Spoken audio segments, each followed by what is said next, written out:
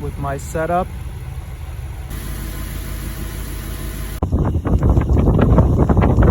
We will find out soon about the cold start noise if it's gone away.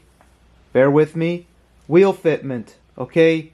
Those of you that follow the channel, I don't need to explain this, but I don't want people cringing because on forums and Instagram and sites like that, people get to choose their angles, okay? I've gone through the science of why I've chosen to do this setup that I have. But I don't want people to see this giant fender gap on my winter wheels. Okay, you guys know that the summer wheels are fine. And to think that wheel fitment is something I wasn't able to figure out. This is the safest thing for the car and those bolts not shearing most likely. And there's a winter setup. Oh, and there's the top part is all of the pictures that I've seen of people that have BBSs, whatever else on their RS4s, they're all strategically taken so that this giant gap is not shown. The reference marker that I used was this here. Okay, my lighting is crap, but that piece there down there, their tires are sometimes even further in than mine on those pictures. So screw it. These wheels are fine. They're 245 section. RS3s run this kind of a non-square setup from the factory, so we're going to go with it. So do not cringe when you see this. On video, I have to show all these odd angles because of this small garage and the fact that it's the studio. So, yeah, I had to address this. Because I can't always be like, oh, let me find the best angle where the picture shows the wheels more flush, like everyone on the internet. So let's get on with it. You see, it's the same thing here. It's just a winter setup thing. Alright. For those of you that follow the proper corners of the wild internet, you will know what's inside that box.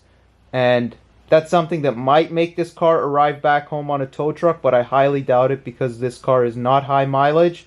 We'll get into that later. There's still stuff I need to figure about doing an install of that without doing... Okay, you guys can subscribe if you want to know more about that one. The cold start sound. Here we are in the garage. It's a very cold day. This is before I do the cold start of the car. Last night I decided to check the intake manifold bolts, and lo and behold, all of them were tight, but 4 of them were tight to, you know that point where you push the ratchet a little more and it sounds like the bolt could break? I backed off a bit. 1 of them was a bit more loose. The other 3 were pretty tight, but if I could have tightened them, I tightened them a bit more, and they were all located towards the front of the car, near to the front of the intake manifold. So this could have been our $0 fix of this entire annoying wheel squeal, whine squeal ordeal. Okay, sick of doing small jobs on this car, but hey, this car does not disappoint, so don't think I'm mad at the car for 1 second. Let's see. Let's open the garage. It's cold enough. This camera is my camera with the really good microphone that in one of the recent, at the beginning of the power steering fluid video, it really picked up the whine sound when I drove around the street. So this microphone is definitely going to pick it up if it's there. Fingers crossed. We're done with this BS, squealing, whining, whatever you want to call it, sound finally.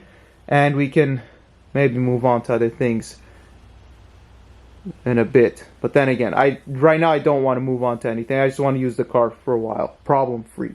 So again, because the wheel fitment is a bit of a piss off to most car people, even myself, that a lot of people that run winters on these, their wheels look like this. They just never show you that angle. RS5s all over the road here with winters, the back looks like that on all of them.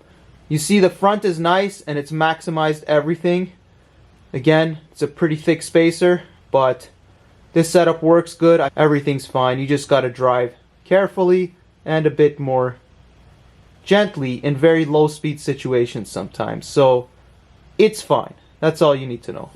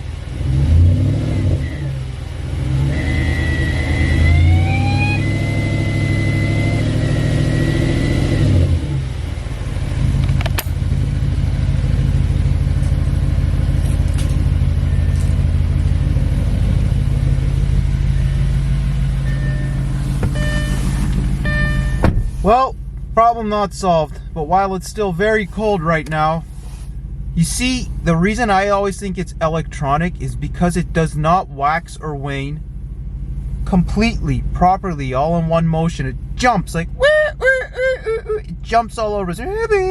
Hopefully it'll still do it. It's still really cold. Ready?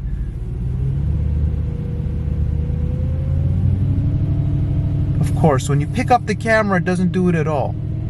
There it is.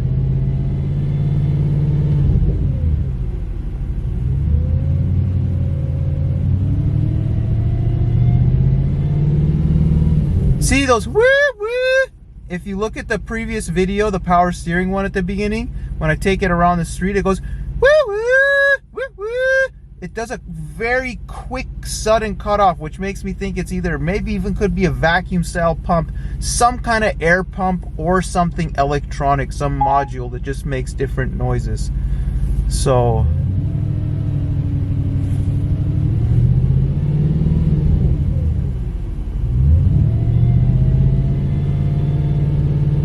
okay, I've explained enough, I've shown enough. The problem has not been solved clearly. We're just gonna keep living with it because I've tried a bunch of stuff. I think I've read everything there is on the internet to read about such problems. So we'll just keep it going from here. Sorry that there was nothing useful in this video, but I'm gonna post it anyways as a part of the process. Now I gotta do a bunch of other things. I've already topped off the oil, so we're good there. And let's start using the car a bit more, and hopefully it does not misbehave. So can't tell you when the next update will be, but thanks for tuning in. I will say though, these aftermarket rims look really nice with the stock brake caliper. Well, while you guys listen to the symphony whine of warming up the car, look what I just saw. I don't know how I hadn't seen this before. There's a whole bunch of dead bugs in my center console main light, so check that out. Yours might be full of them too. I don't think I've ever seen this many bugs in a normally used car, but this could also be a long-term storage thing in multiple garages over the car's life. So just showing you guys another critter occurrence in the RS4. I don't know where the video cut out, but I'm just gonna start here. So car's been outside of the garage for about 12 to 13 minutes now, and it still thinks it's 11 degrees outside when it's closer to -4 to -9. So when I tell you guys that outside temperature gauge on this car is slow or doesn't work most of the time, well, it works, but it's very slow. Here you're seeing it in action. All right, so let's get some proper driving on this car and let's see if there's any videos on it. Hopefully no repairs. Fingers crossed. I think these wheels are gonna be fine, and we'll just get on with it as time goes on. Doing some checkups and maintenance before using, and that oil leak that we cleaned up way earlier in the summer in here, it has not returned. So that was just some residual caked on. Those of you who know, and there's no leak there, fortunately. I do think I see a bit of fluid in that. I think it's a VVT solenoid there.